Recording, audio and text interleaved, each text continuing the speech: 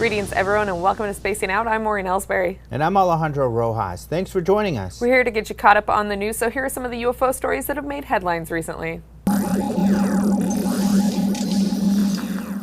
Country music artist Kacey Musgraves believes in extraterrestrial life, and she's even had her own UFO sightings. In 2012, Musgraves announced on Twitter that she's had 2 UFO sightings. She posted, "Any of y'all ever seen a UFO? I have twice.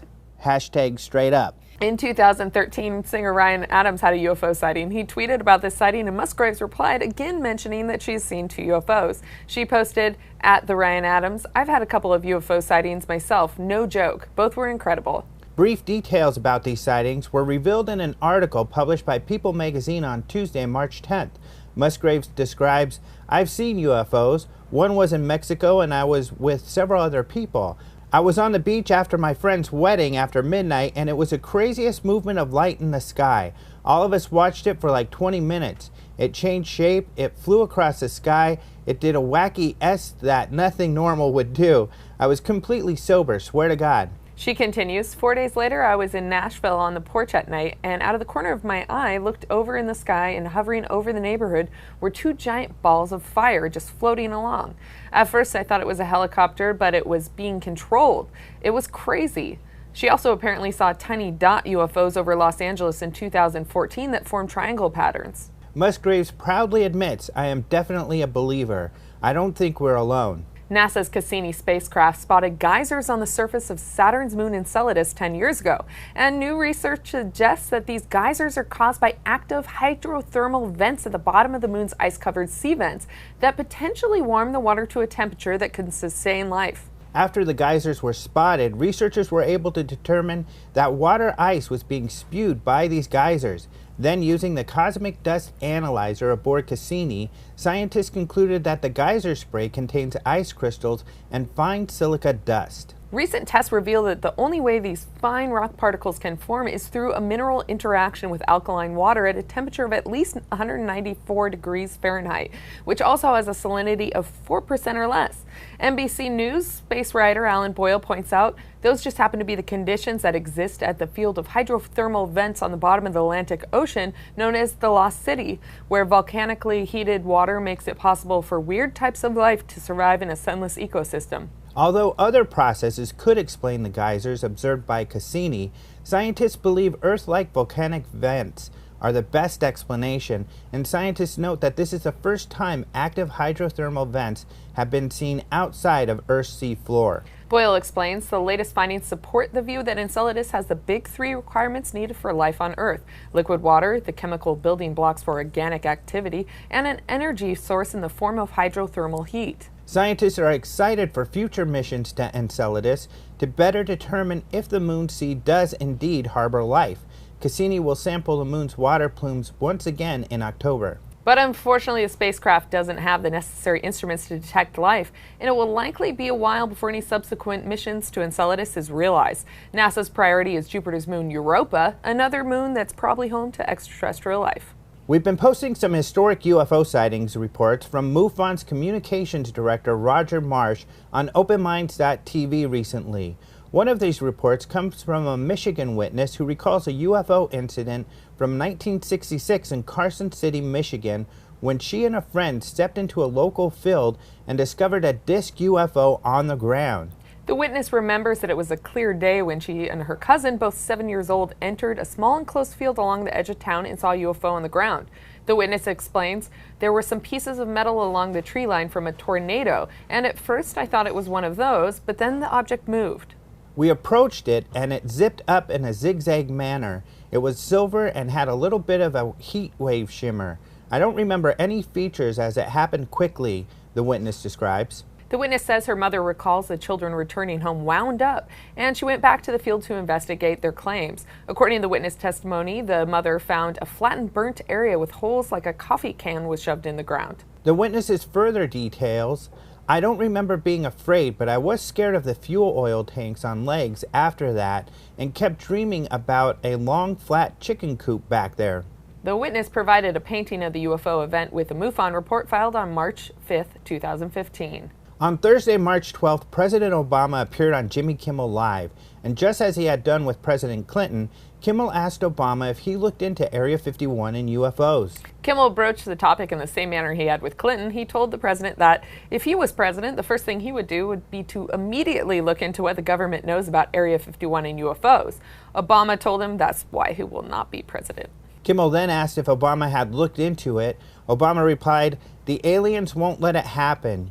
You will reveal all of their secrets, and they exercise strict control over us." Kimmel warned Obama that people were going to look at his facial expressions and his every move as he answered these questions to analyze what he was saying. Obama then responded, "I can't reveal anything." Kimmel told the POTUS that Clinton had told him he looked into it and didn't find anything. To this, Obama responded, "That's what we're instructed to say." That was the extent of their extraterrestrial discussion. Simply hearing the conversation without seeing the video clip from the show could sound somewhat ominous, and there are some who are taking Obama's statements as confirmation that aliens are controlling the government. However, Kimmel and Obama were smiling and laughing the whole time. Kimmel certainly felt that the president was joking and seemed to find his responses very funny. In the end, Obama has always given every indication that he has no interest in UFOs. During his first campaign for president, during a presidential debate, Dennis Kucinich was asked about a UFO sighting he had that was written about in a book by Shirley MacLaine. After he squeamishly answered, the moderator, Tim Russert, asked Obama if he believed in life on other planets. Obama answered, "You know, I don't know, and I don't presume to know. What I know is that there is life here on Earth and that we're not attending to life here on Earth." Although it should be noted, Obama was the first president to use the words Area 51 in public. Even though Clinton has said several times he looked into it, he has always talked about a secret base in the desert.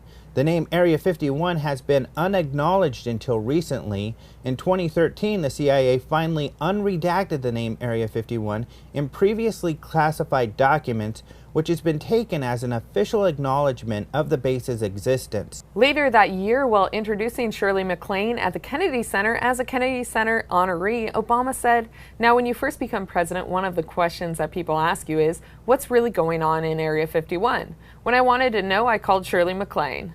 After a moment of laughter by the audience, Obama continued, "I think I just became the first president to ever publicly mention Area 51. How's that, Shirley?"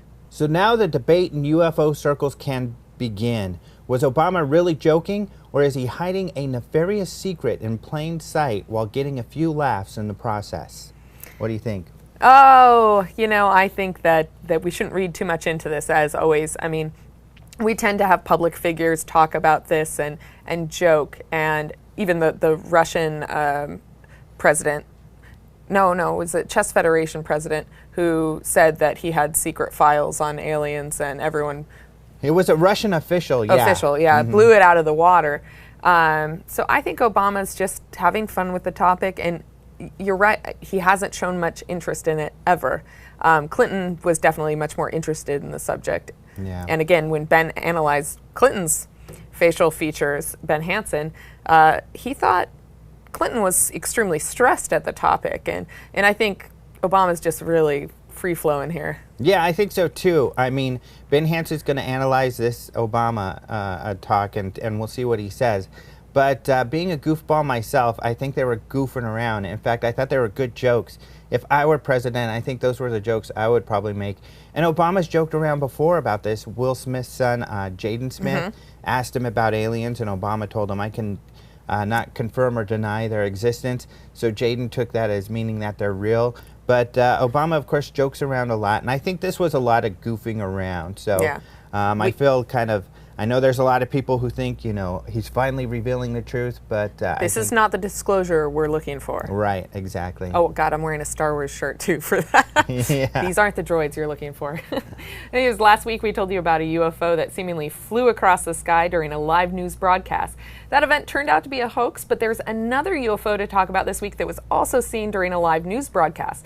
And this one has people scratching their heads. Jason McClellan has the story. KOCO5 News in Oklahoma City posted a short 13-second video on Thursday, March 12 that shows a strange object shooting across the screen. At the beginning of the 6 o'clock news, the broadcast showed live video from a camera mounted at the top of Grand Casino, located just east of Oklahoma City, which showed traffic on the nearby I-40. A bright object is seen entering the camera's field of view, and it moves rapidly through the sky in a gradual descent. This object appears to maintain its luminosity during the entire time it's visible on camera. The reporters apparently didn't notice the UFO during the live broadcast.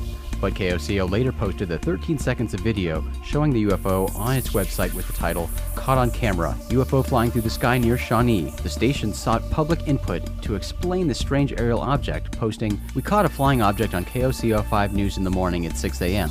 What's your guess on the object shooting across the sky?"